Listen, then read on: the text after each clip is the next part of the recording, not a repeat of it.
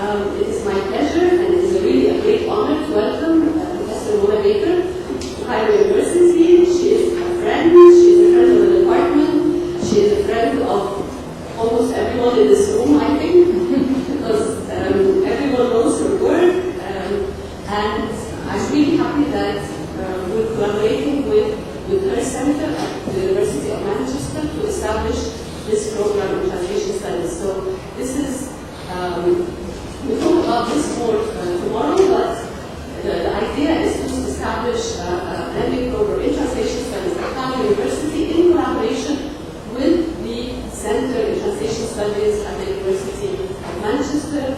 And we will discuss this in a lot of detail tomorrow, so I won't go into each details.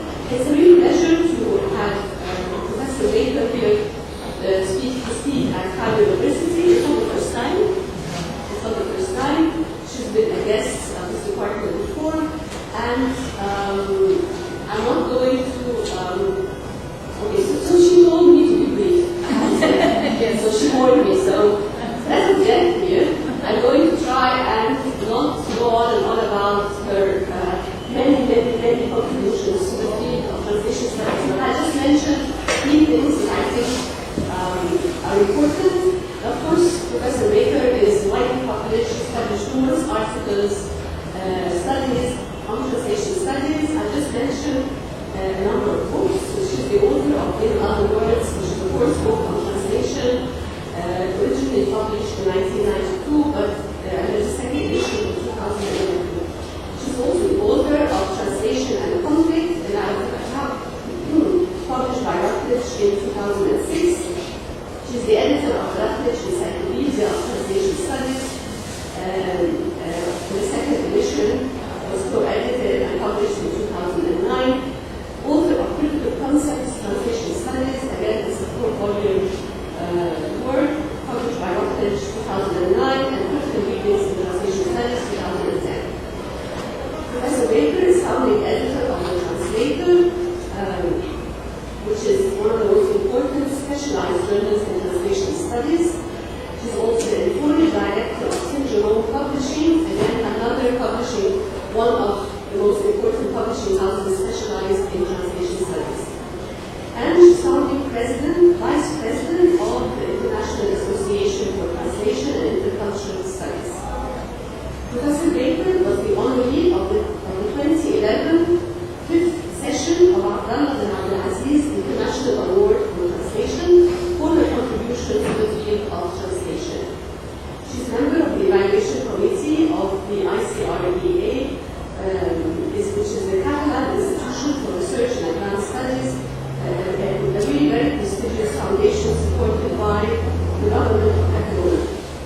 And its mission is to promote high-level research in Catalonia in any area of knowledge.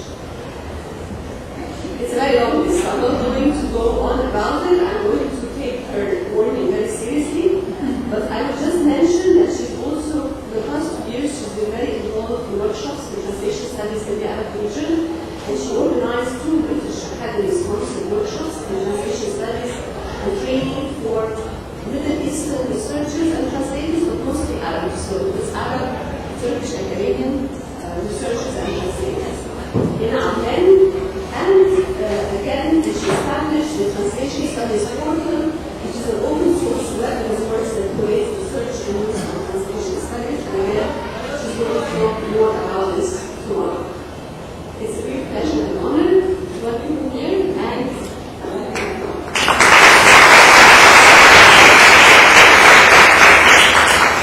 thank you very much for that. Let's see if this works properly. Is this okay? Thank you very much for the nice introduction. I'm glad I told you to be brief. It's a pleasure to be here and to be at the beginning of what I hope is going to be quite a long-term collaboration with Cairo University and hopefully with other universities in the region. We hope to go on beyond the 3 years funded by the British Academy to develop translation studies more widely in Egypt and in the region. I think it's an extremely important discipline to develop, particularly in Egypt, at this time because it's all about mediation, it's all about interaction and communication. And if we could learn to communicate better and mediate better and more responsibly, more ethically, with more attention and alertness to issues of politics that we're going to talk about today, I think things will be a lot easier for all of us now in the region. So I'm going to talk about the lecture is, of course, part of the bigger event, and so I'm going to concentrate on issues which are relevant to the project. As you know, the MA that we are developing is not just any MA in translation studies, it's an MA very specifically in the ethics and politics of translation, and I think it's probably the first of its kind anywhere in the world. I don't know of any other MA that is focused on the ethics and politics of translation. So I'm going to talk, I pitched the lecture to really address issues that are going to be relevant in the development of both the MA and hopefully a doctoral program in the future, and to joint research projects with colleagues here at Cairo University. And the first thing I think we ought to do is to try and engage with the key notions that we're going to work with, ethics and politics. What do we mean by ethics? What do we mean by politics? I'm not going to try and give definitive definitions of anything, nor do I think that education is about giving definitive, authoritative definitions of anything. I'm going to offer my own understandings of these terms as a starting point, but with the assumption that the debate around what ethics means, what politics means, is very much part of what we will be doing on the MA and the doctoral program. So if we start with, this is refusing to work again. Okay. If we start with ethics, of course, if you look at the very vast literature on ethics, you'll find lots of different definitions. This is my own understanding of it, which is open to challenge, to elaboration in different directions. But for me, ethics is all about the way in which your behavior as a human being impacts the lives of others. The lives, meaning not just life and death, but welfare in general. And therefore, it's all about having an other. You can't be ethical in a corner on your own without kind of interaction that goes on very much in the context of translation. And the reason ethics is a very problematic area of not area of study. I mean, you can study anything relatively in a relatively uncomplicated way, but it's a very problematic aspect of our day-to-day business, as it were, is that the self and other are inseparable. If you could just extract yourself completely from other people, there would be no ethical dilemmas. The problem arises because everything you do in life has an impact on others to a greater or lesser degree. So even, the typical example, even things like committing suicide, you can say it's my life, what's to you, irrespective of any religious arguments. Why should anybody be affected by my decision to take my own life? Even that, of course, has a lot of impact on those around you, those who care for you, those who find you, those who have to do things with the body, whatever. So nothing you do is yours alone. It's always, you cannot separate yourself and other, and that's why ethics becomes a problematic area of human life and human behavior.